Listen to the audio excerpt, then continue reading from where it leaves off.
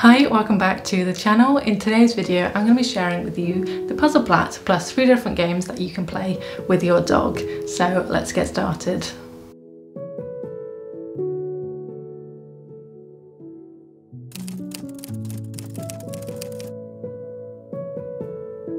The Puzzle Plait is an easy to play brain game.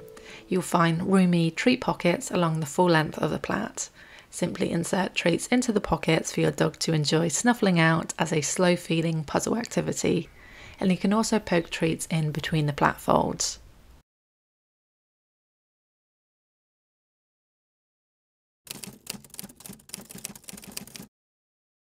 With the Puzzle Plait, the enrichment is largely centred around the slow satisfaction of possessing the toy, so holding onto it and laying down with it, plus dissecting, so picking it apart. And this can be a really good low arousal activity for dogs, and they can get a lot of satisfaction out of it. The plait is around 1 metre long, so you can fit a lot of food into it for slow feeding, and the more food you hide, the longer the foraging experience. And you can also have a couple rounds of filling it to extend that duration. And as with all puzzle feeding, I don't use puzzles for every meal. I usually offer it with treats as a bonus, or if I'm using a puzzle for slow feeding, I'll scatter a portion first. That way my dog's not starting the puzzle hungry. If you have a dog who loves pulling the stuffing out of their toys, the plait helps to mimic that dissection. As it's soft, it's great for dogs who enjoy chasing, pouncing, grabbing, thrashing and parading their toys. You can also load it with treats and then hide it, and encourage them to go find or shake and drag it as a way to initiate the activity, and that helps to get your dog engaged in play. You can hide different treat types within the plait to engage your dog in novel smells, tastes and textures. This is a great way to provide them with sniffing opportunities indoors, while they also problem solve to extract the treats. Both mental and physical exercise are important for all dogs. Since I have a high energy working breed, my main priority is to offer him activities that engage his mind and provide that mental stimulation, while giving him outlets for natural behaviour. And this approach helps him feel calmer and more content. It's best to start with long treats, so sprats, carrot sticks, that kind of thing. And you can poke these out of the pockets so that your dog can extract them really easily. And once they understand the task, you can then mix in a few smaller treats concealed within the pockets, and just see how they respond to that. We're looking for a dog to push their nose into the pocket. They can also pull at the pockets. You just need to reshape it slightly afterwards. With any puzzle games, it's always important to ensure that you're making it a fulfilling experience rather than a frustrating one. So if you make it too hard, some dogs may try to chew at the fabric to get the treat, and we obviously want to prevent that. So if they find those concealed treats too challenging, then just revert back to the easier extractions. If you load it right for your dog, this can be a really satisfying activity for them. But as ever, not all toys and activities are for every dog. A snuffle mat or a snuffle ball would be an easier option to get started, or just scatter feeding on the grass. If you are dealing with any behavioural issues, please do consult a behaviourist to see what's safe and appropriate for your dog. The puzzle category of the enrichment deck is where you'll find instructions for different brain teasers and problem solving activities that help boost your dog's confidence. Here are 3 different games that you can play with the Puzzle Plait.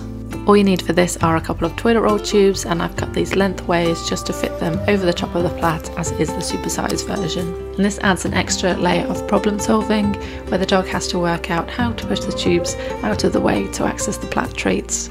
While some dogs will enjoy the destruction element of ripping away at the cardboards, and I do provide Cam with egg boxes to destroy, so he knows that this is a game, and I've never had a problem with him destroying random cardboards, but obviously do what's best for you and your dog. For this next one, I made a rattle, so I cut through a hot chocolate lid, just leaving the rim to hold the plait in place. I also made a hole in the base of the tub to help the treats fall out, before taping around everything. And you can use training treats, as these are small and so will fall out more easily. And this creates opportunities to grab and shake the plait to help release the treats, and this can be fun for dogs who like noisy toys. But with any DIY puzzles, it's always important that your dog clearly understands what's edible and what's not. So don't do these particular DIY activities if you have a dog who is prone to eating things they shouldn't. It's also vital that you're able to safely remove things from your dog, so it's best to avoid DIY puzzles if you have a dog who resource guards. Cam has quite strong predatory behaviour, so he really enjoys mouthing and shaking his toys, and this gives him an outlet for that. But if your dog fixates on the tub and tries to chew at it, this may be a little too challenging for them, so always tailor the activities to suit your individual dog. There's lots of sniffing involved too, as he has to find out where the treat went. So you could also do this outside on the grass for that snuffle element. This puzzle went on for ages, so I'm just showing you some quick clips so you can see how activities can engage your dog in different natural behaviours. He's really using his brain here to employ force and gravity. You can see him doing a shake here. And he has a nice alligator roll here too. For this last one, I've cut a hole in a cardboard box for the plat to poke out, and I've taped the box shut. Cam has to pull at the plat to release it and the treats. So these are just some options for creating variety within one toy and get our dogs using their brain and their body.